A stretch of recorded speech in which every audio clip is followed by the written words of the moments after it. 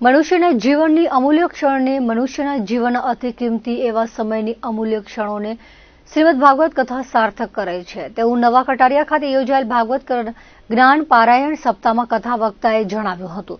માનસ હનુમંત ધામ નવા કટારિયા ખાતે પરમાનંદ બશુમલ ભદ્રા ભાનુશાલી પરિવાર દ્વારા શ્રીમદ ભાગવત જ્ઞાન પારાયણ સપ્તાહનો પ્રારંભ કરાયો છે. અમૃતવાણીનો પ્રારંભ કરતા કથાકાર શાસ્ત્રી ઉદય પ્રસાદ ભાનુપ્રસાદ ગોરે ભાગવત ગાથાને મંગલમય ગાથા જણાવી હતી અને તે મનુષ્યના જીવનને પથ એટલે કે રસ્તો બતાવે છે તેવું પણ જણાવ્યું હતું.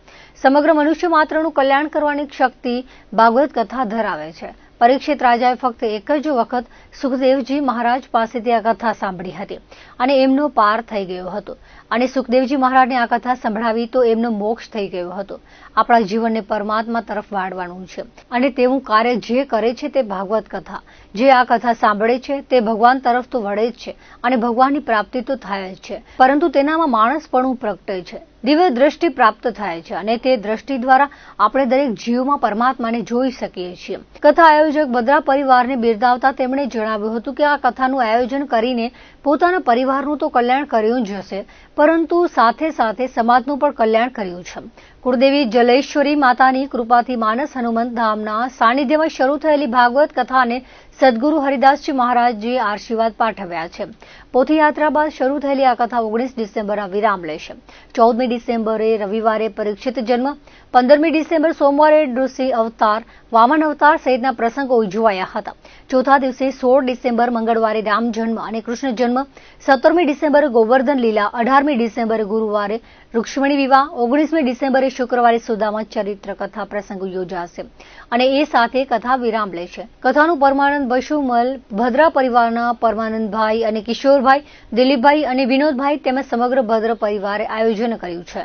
માનસ હનુમંત ધામ નવા કટારિયામાં ભદ્રા પરિવાર દ્વારા આયોજિત શ્રીમદ ભાગવત સપ્તાહ જ્ઞાન પારાયણનો શુભારંભ અખિલ ભારતીય સિંધી ભાનુશાલી મહાજન સરોવરના પ્રમુખ ભાનુરત્ન અને કચ્છ સુધીના તંત્રી ગંગારામભાઈ ભાનુશાલીના હસ્તે થયો હતો. દીપ પ્રાગટ્યમાં વ્રજવાણીના ટ્રસ્ટી ધનજી કેરાસિયા, યજમાન પરિવારના મોભી પરમાનંદભાઈ બૈશુમલ ભદ્રા તથા ગિરીશભાઈ વગેરે પણ દીપ પ્રાગટ્યમાં જોડાયા હતા. કથામાં વ્યાસપીઠ ઉપર ઉદય પ્રસાદ ભાનુપ્રસાદ ગોર તેમની અમૃતવાણી પીરસી રહ્યા છે.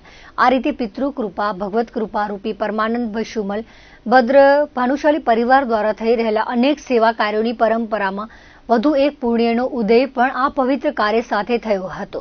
જે વ્યક્તિ કીર્તન ન કરે અને કોઈને ધ્યાનમાં રસ હોય તો એ ધ્યાન વિધિ કરે અને બીજા સ્કંદના આ પ્રથમ અધ્યાયની અંદર સુંદર મજાની વિરાટ પુરુષની ધારણા સહિત ધ્યાન વિધિ બતાવી છે કે શું કરવું જોઈએ. સર્વપ્રથમ ભલે આ જગતની અંદર જે કાંઈ દ્રશ્યમાન છે એ બધું જ પરમાત્માનું સ્વરૂપ છે. ધ્યાન શ્રી સુખદેવજી મહારાજ જે સાધક છે એને સમજાવે છે કે દરેક વ્યક્તિઓનું મન ચંચળ છે. તો પહેલા તો મન ચંચળ હોય તો પ્રભુ યાદ ન આવે. મનને સ્થિર કરવું જોઈએ.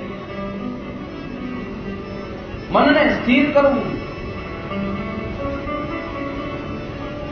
ચંચળ મનથી ક્યારેય પણ કોઈ કામ સરખું થતું નથી. એ પછી કથા શ્રવણનું હોય, ભગવાનના કીર્તનનું હોય કે પછી ઘરકામ હોય કે નોકરી ધંધો હોય કે વિદ્યાભ્યાસ હોય.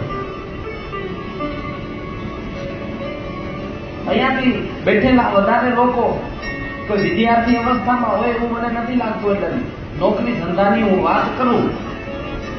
હવે તમે મને કહો ભાઈઓ કે આપણે નોકરી કે ધંધો જો ખાલી કરવા ખાતર કરી અને ક્યાં તો આપણું મન છે ને આપણે કરી તો બેમાંથી ફેર પડે કે ન પડે?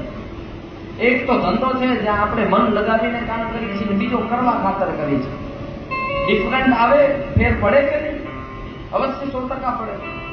બહેનો, એક તો ઘરકામ કરવા ખાતર કરી છે અને એક તો આમ દિલથી ઘરકામ કરીએ. બંનેમાં કચરા પોતામાં ફેર પડે કે નહીં? ક્યાં તો કરવા ખાતર મારી દીધું અને ક્યાં તો સાચેમાં ભાવ છે કે નહીં મારું ઘર મારે સ્વચ્છ રાખવું જોઈએ. ત્યાં સ્વચ્છતા, ત્યાં પ્રભુતા. ખૂણે ખૂણેથી બધો કચરો કાઢી નાખજો તો બંને સાવરણીમાં ફેર પડે. તો મનથી કરેલું કોઈ પણ કામ એ સારું થાય છે. એટલે ચંચળ મન હોય, મન ન હોય અને કામ કરો તો એ સરખું ન થાય. એટલે આ ધ્યાન વિધિ એ મનને સ્થિર કરવાની વિધિ છે. તો પહેલા સાધકને કહ્યું કે આપ ચંચળ મન ન રાખો, મનને સ્થિર કરો. મારો માત્ર એક એ ઉદ્દેશ્ય કે ધર્મને લોકો સુધી પહોંચાડવા. જે ઘણા બધા લોકો એ ધર્મ વિમુખ થઈ રહ્યા છે, તો બસ માત્ર ને માત્ર એ સંકલ્પ પિતાજીના આશીર્વાદથી કે ધર્મ લોકો સુધી પહોંચાડવો અને લોકોને ધર્મ સુધી લઈ આવવા. એટલે હું ભાગવત કથાઓ દ્વારા પરમાત્માના ગુણગાન ગાઈ અને યથાશક્તિ મારી જેટલી આજ સુધીમાં 25 જેટલી કથાઓ થઈ છે, તો એના દ્વારા હું માત્ર એક જ સંદેશ આપવા માંગુ કે ધર્મો રક્ષતી રક્ષિત. આપણે સાંભળ્યું છે, પણ સાચેમાં એ જ્યારે આવશે ત્યારે આપણને ખબર પડશે. ધર્મનો છેડો જેમ માનો પાલવ આપણે પકડી રાખીએ, માનો પાલવ છૂટી જાય પછી આપણને ખબર પડે કે એ વસ્તુ શું હતી. તો એ ધર્મનો છેડો માણસોથી છૂટી ગયો છે. આજે તો હું ધર્મને બધાએ સુધી પહોંચાડવા માટે આ પ્રભુનું ગુણગાન ગાઈ રહ્યો છું.